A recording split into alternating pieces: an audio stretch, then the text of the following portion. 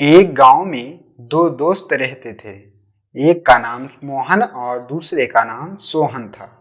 दोनों में बहुत ही गहरी मित्रता थी। मोहन बहुत ही धार्मिक व्यक्ति था। वह हमेशा भगवान की भक्ति में लीन रहता था, जबकि सोहन बहुत ज्यादा मेहनती था। एक बार दोनों ने 1 बीघा जमीन लेकर उसमें फसल उगाने के बारे में सोचा, जिसके बाद वह एक अच्छा सा घर बनाना चाहते थे। इसके बाद दोनों दोस्तों ने खेत खरीद लिया। सोहन दिन रात खेत में मेहनत करता और मोहन मंदिर में बैठकर फसल अच्छी होने के लिए भगवान से प्रार्थना किया करता था। इसी तरह से समय बीतता गया और कुछ दिन बाद फसल पक गई। फसल पकने के बाद उसकी कटाई करके उसे बाजार में जाकर बेच दिया गया। इसके बाद उन्हें अच्छा पैसा मिला। इस पर सोहन ने कहा कि इसमें से मेरा ज्यादा हिस्सा होना चाहिए, क्योंकि मैंने दिन रात एक करके खेत को खाद पानी देकर फसल उगाई है।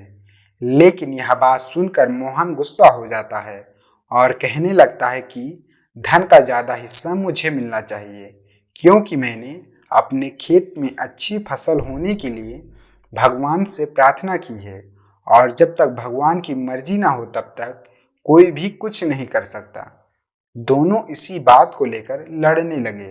अब यह बात गांव के मुखिया तक पहुंच गई। गांव के मुखिया ने सारी बात सुनने के बाद एक फैसला किया।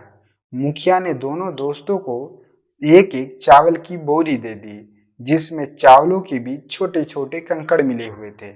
मुखिया ने कहा कि इन चावलों की बोरी को घर ले जाओ और इनमें से सुबह तक चावल और कंकड़ अलग अलग करके लेकर आना। फिर मैं सुबह फैसला करूंगा कि फसल का ज्यादा धन किसको मिलना चाहिए। दोनों अपनी अपनी चावलों की बोरी लेकर घर चले गए।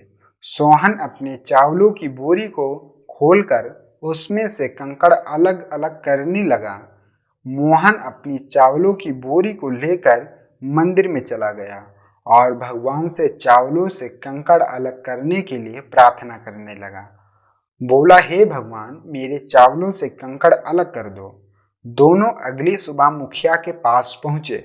सोहन ने तो पूरी रात जाग कर चावलों से एक एक करके सारे कंकड़ अलग कर दिए।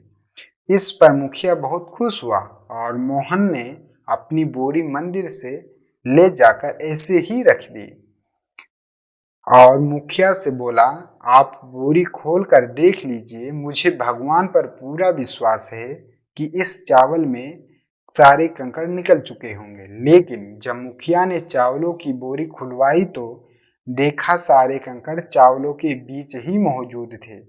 मुखिया ने मोहन को समझाते हुए कहा कि भगवान भी हमारी मदद जब ही करते हैं जब हम अपनी तरफ से मेहनत करते हैं। यह बात समझाते हुए मुखिया ने फसल का ज्यादा धन सोहन को दे दिया।